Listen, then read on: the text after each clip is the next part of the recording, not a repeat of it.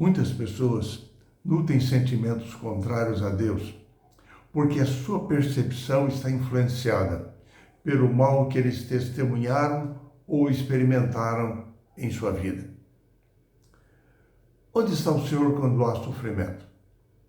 Porque se Ele é bom, por que existe o mal? A nossa visão bíblica do grande conflito cósmico entre Cristo e Satanás nos ajuda na compreensão dessas questões. Mesmo quando nossas tentativas de obter respostas não são suficientes, devido às nossas limitações humanas, quando nós olhamos para a cruz de Cristo, quando olhamos para o Calvário, nós temos a certeza de que podemos confiar em Deus.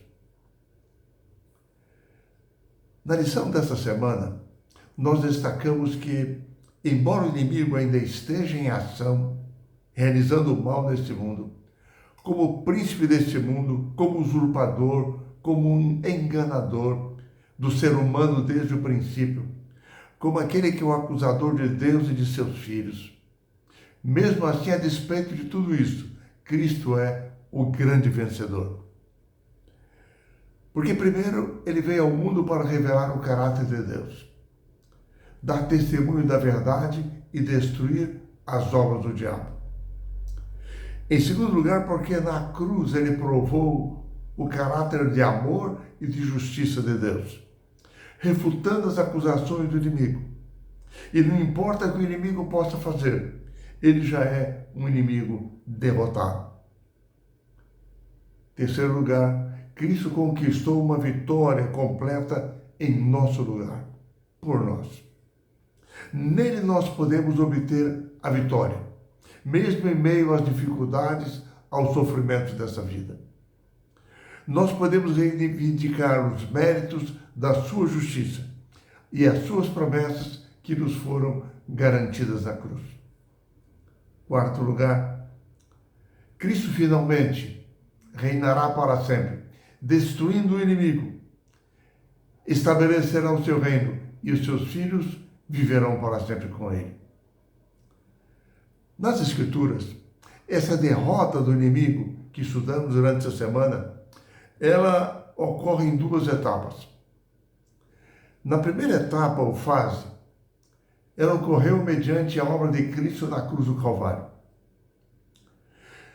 Deus propôs ali manifestar a sua justiça, tornando-se justo e justificador da raça humana. Por causa do pecado cometido contra a lei de Deus, a justiça requeria a morte da humanidade.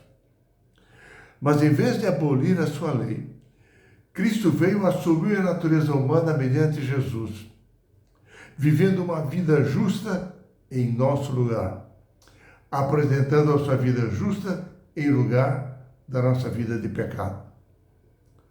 Assim, Cristo se ofereceu na cruz do Calvário, ele que não tinha pecado, não devia morrer, ele morreu em nosso lugar, cumprindo o requisito da sua justiça, concedendo-nos o perdão, reconciliando-nos com ele. E assim Jesus, o justo, tornou-se o justificador daqueles que nele creem. E mais, quando nós cremos nele, ele converte a nossa natureza, implantando a sua lei em nosso coração, o seu caráter, para vivermos em comunhão com ele. Assim, na cruz, Deus proporcionou uma manifestação suprema do seu amor e da sua justiça. Na lição dessa semana, na parte de segunda-feira, no segundo parágrafo, nós lemos que, após a morte de Jesus, Satanás viu que estava desmascarado. A sua administração foi exposta perante os anjos não caídos e o universo celestial. Ele havia se revelado um assassino, derramando o sangue do Filho de Deus. Satanás perdeu completamente a simpatia dos seres celestiais. Assim, a vitória de Cristo, a vitória do grande conflito moral entre Cristo e Satanás, a vitória de Cristo tornou-se completa. A segunda fase ou etapa da derrota do inimigo ocorrerá na sua destruição final, no juízo final. Após a segunda vinda de Jesus, após o julgamento dos ímpios no milênio, Satanás e os seus anjos serão descidos num lago de fogo, juntamente com todos aqueles que se unirem a ele. Deus sempre age no fim, realizando aquilo que é bom para os seus filhos. Ele fará então novos céus e nova terra, no qual habitarão para sempre o amor e a justiça.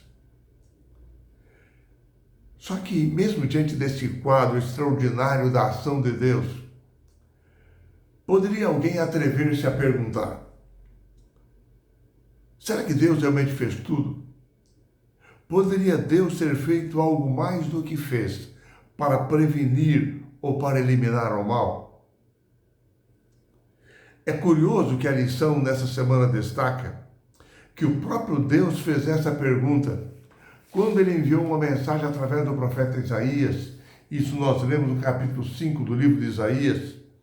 E o próprio Deus faz a seguinte pergunta: que mais se podia fazer eu ainda a minha vinha que eu ainda não tenha feito? Interessante. Deus se compara ao dono de uma vinha. A vinha representava o seu povo de Israel. Deus havia tomado todas as providências para que a sua vinha produzisse uvas boas, cultivando-a, protegendo-a, regando-a. Porém, a vinha do Senhor, em vez de produzir uvas boas, havia produzido uvas bravas, uvas azedas, uvas podres, como dizem algumas traduções. É impressionante que Deus comece a indagar aos seus ouvintes: o que mais eu podia ter feito à minha vinha? É incrível como Deus convida as pessoas a julgarem entre ele e a sua vinha, julgarem o que ele fez. Porque o grande conflito entre Deus e o inimigo é um conflito moral contra o caráter de Deus. É por isso que quando nós lemos Mateus capítulo 21, na parábola dos lavradores maus, Jesus desenvolve a ideia da vinha de Isaías 5, destacando que o caráter e as ações do Senhor da vinha em favor da sua vinha, aquilo que ele realizou em favor dela. E é interessante que ali nós nos defrontamos com a pergunta: o que mais Deus poderia ter feito? Quando nós analisamos as Escrituras, nós percebemos que, primeiro, o grande conflito não poderia ser resolvido pelo poder, pela força, porque era um conflito moral sobre o caráter de Deus. Em segundo lugar, Deus atuou dentro dos limites de amor e de justiça do seu caráter. Em terceiro lugar, Deus agiu de forma a respeitar o livre-arbítrio e a escolha dos seus filhos. Em quarto lugar, Deus manifestou de forma pública e definitiva o seu caráter na cruz do Calvário.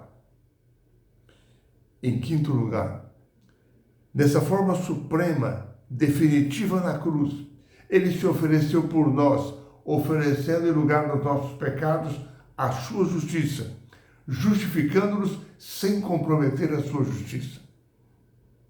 O evento da cruz nos mostra a dor e o sofrimento que o pecado causou ao coração de Deus. Deus sofreu mais do que todos nós no grande conflito cósmico para nos salvar. Assim é que nas Escrituras, no final da história humana, primeiro, o caráter de Deus foi e será completamente vindicado. Primeiro, porque ele foi vindicado na cruz. Segundo, porque através de todo o plano da redenção, ele foi confirmado.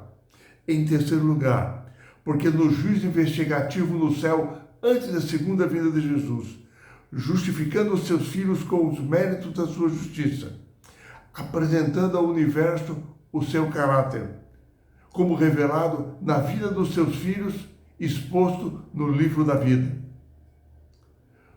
No juízo antes da sua segunda vinda, no juízo investigativo no céu, é testemunhado que o caráter de Deus é verdadeiro, que as suas palavras são verdadeiras. Em quarto lugar, lá no céu, os remidos, salvos por Cristo, entoarão o cântico de Moisés ao serem recebidos das mansões celestiais. E ali eles proclamarão: justos e verdadeiros são os teus caminhos.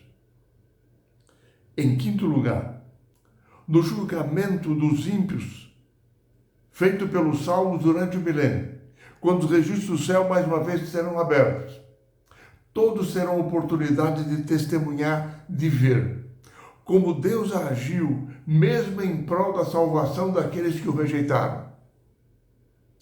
Ou seja, todos concluirão que o juízo de Deus, as ações de Deus, sempre foram justas e amorosas em favor de todos os seres humanos.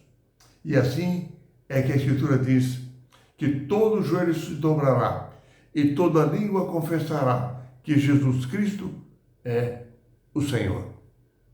Enfim, eis que Deus fará novas todas as coisas. E naquele mundo futuro, os mistérios da graça de Deus, da sua justiça, serão desvendados diante dos nossos olhos. As nossas perplexidades de hoje serão dissipadas naquele momento, quando nós entendermos as providências do Senhor, aquilo que Ele fez em perfeita harmonia com o seu caráter, suas ações para nos salvar, mesmo em meio às experiências difíceis de nossa vida que hoje nós não entendemos. Que você e eu sejamos agentes nas mãos de Deus, para trazer esperança àquelas pessoas que hoje sofrem, para que elas possam entender que haverá uma solução final para o problema da dor e do sofrimento. Que o Senhor Jesus nos bendiga e nos fortaleça nessa santa esperança.